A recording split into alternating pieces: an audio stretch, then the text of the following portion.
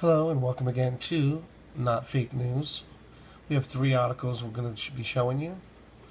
We got Chicago High School pushes left-wing racist seminar despite the parents' concern. White House report of National Guard immigration enforcement plan not true. And we got, whoa, Melania Trump is doing what Michelle Obama would never do. This is the first lady that cares about Americans. This is the first story by Liberty Writers and by Lindsay Bruce. Michelle Obama used to take endless vacations with an oversized entourage to meet her every need. In fact, Michelle Obama even hired her mother to care for her children, and now we're stuck paying her mother for life. Congressional budget statements show the first grandmother, Marion Robinson, received a lifetime pension of $160,000 a year. I'm pretty sure it's a year, right? Pension means yearly. According to the documents obtained through the Freedom of Information Act, FOIA, Mrs. Robinson earned a lifetime pension for services rendered for full-time in-home caregiver for the granddaughters, Malia and Sasha. Many don't realize that the top white staffers get full pay and benefits for life after they leave the outgoing administration. Not bad, huh? If you think about it, you get 4 or 5 years, 4 to 8 years, you work with them, right? Or maybe 6 years to 10 years, you work with them, and then for the rest of your life, you get that pay. Melania Trump is a different kind of first lady, and she has made clear that she's not interested in wasting the money of the hardworking Americans. In order to save the taxpayer money, First Lady Melania Trump announced that she will not hire staffers unless that she absolutely doesn't need. Melania Trump has so far found her chief of staff and Social Security that will take care of her ventures in the events in the future. However, our first ladies, including Michelle Obama, have composed their team long before their husbands were inaugurated. I am putting together a professional and highly experienced team which will take time to do properly, Melania Trump stated. This is an entirely different kind of first lady we have here. President Trump is not even taking a salary as the president, which saves the taxpayers $3.2 million over 2 terms. On top of that, President Trump will be giving all of his family's hotel income from foreign diplomats to the national treasury to pay down the debt. Imagine that, a president who actually wants to help pay down the debt with his own money, not just to add to it. So it's refreshing to have a president and first lady who actually care about the Americans. I skipped over the taxpayer part. As a taxpayer, I thank you both. Very nice. See, you don't hear about that on mainstream. White House report of National Guard immigration enforcement plan that you might have heard of that. Well, it's not true. Story by Bridget Johnson from PJ Media. This is an old picture of a 2010 Secretary of Homeland Security Janet Napolitano points towards a border fence and Tijuana, Mexico during a visit in California. National Guard troops on a hill overlooking the border in San Diego. White House Press Secretary Sean Spicer told reporters aboard Air Force One today that an Associated Press report, because they're fake news, right, indicated the administration is considering using National Guard to round up illegal immigrants is 100% not true. Pardon me.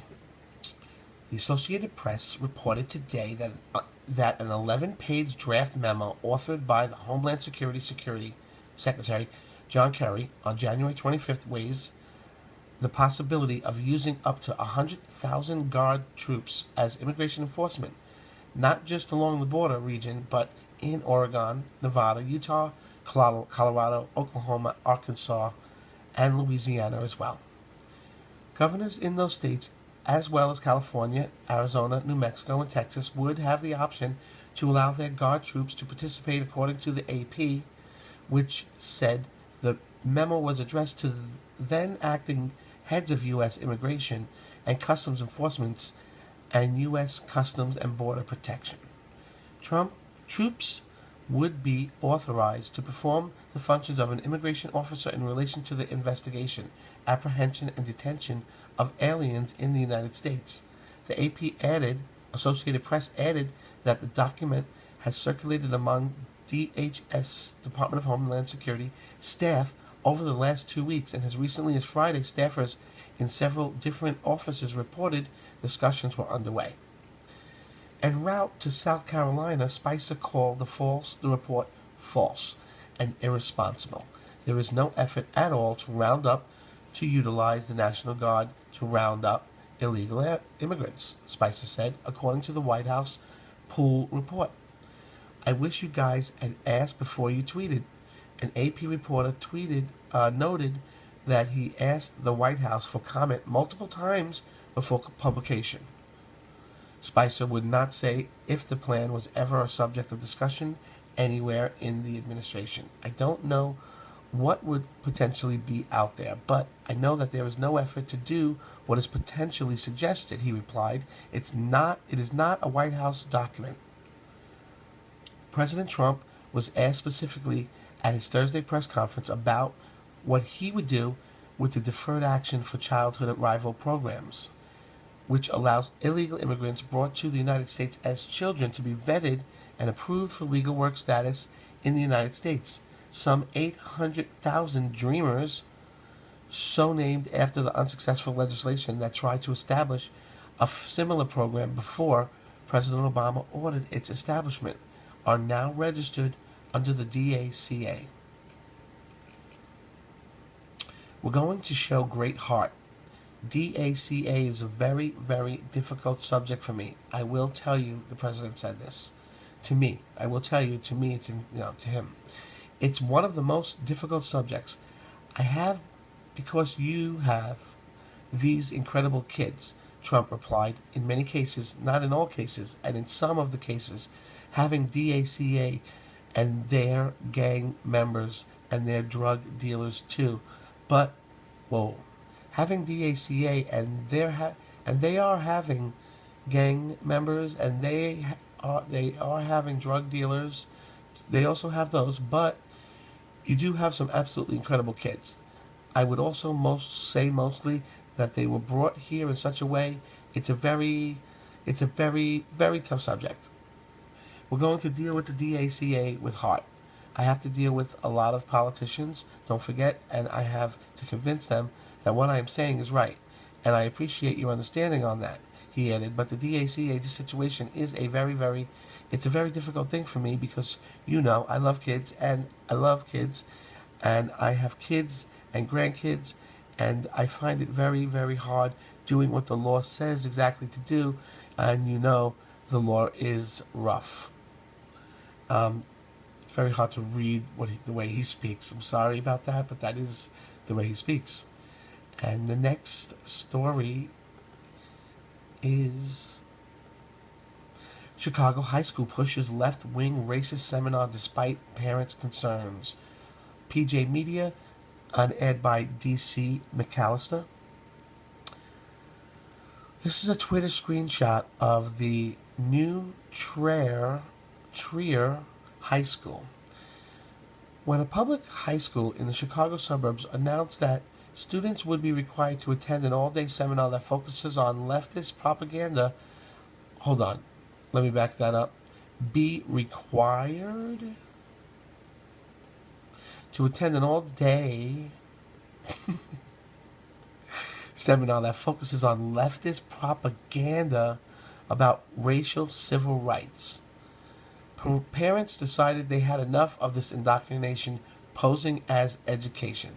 They started a campaign to bring more balance to the program, but they have been shut down at every turn. We have to help them. The all-school seminar day at New Trier High School in Winnetka, Illinois, is set for February 28th and focuses on understanding today's struggles for racial civil rights. What struggle? It's a full day of panel discussions led by radical left-wing speakers covering topics such as Behind the Veil of Racism, 21st Century Voter Suppression, Examining Our Biases, Microaggressions, and Voices from Lecture Empowering Diversity Through a Growth Mindset. That's a political sentence right there. A workshop on appropriate alliances working in white spaces. Wow.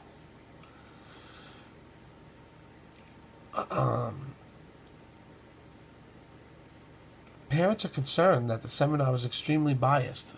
For instance, the program claims that the disparities between races are de facto, SIC, evidence of system racism. Nothing, however, is said regarding government policies that confine poor children to failing inner city schools, devastate black families, and encourage crime and dependence. The seminar also fails to show true diversity by including conservative viewpoints. Instead, systematic racism is central to every discussion, parents say. That means real solutions, choice in education, federal tax, regulation, and welfare policies that encourage marriage and families, independence, and entrepreneurship are squeezed out.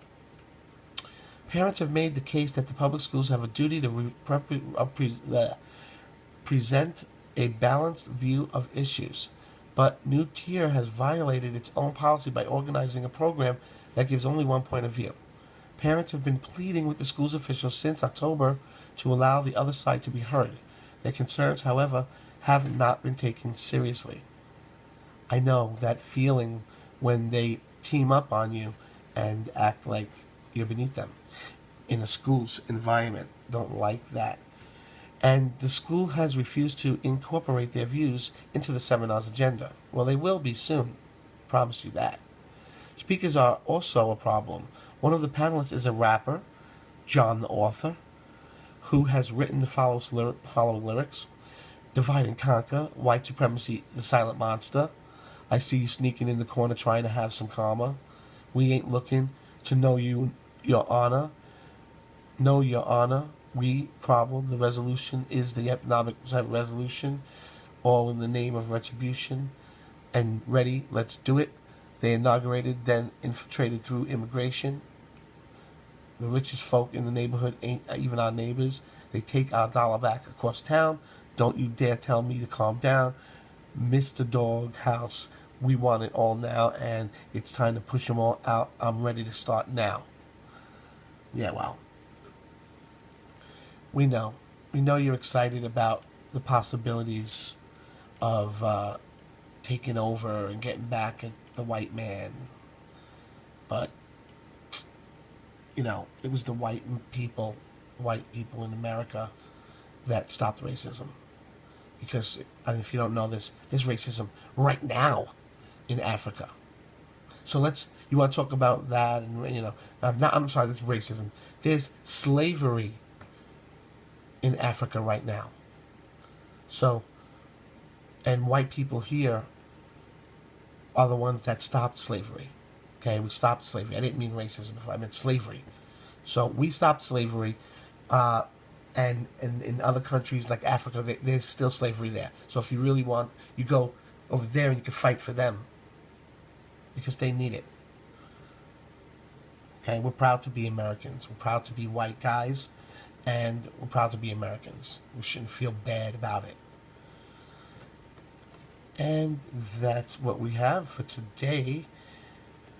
If you subscribe to our channel, if you haven't subscribed yet, share this with your friends on Facebook and Twitter. And if you like what we're doing here at Not Fake News, please like the video. And we really appreciate that. It's important. When you like our videos, the left crap videos go down on YouTube and our videos go up. So let's fight them the way we know how. Talk to you next time at Not Fake News.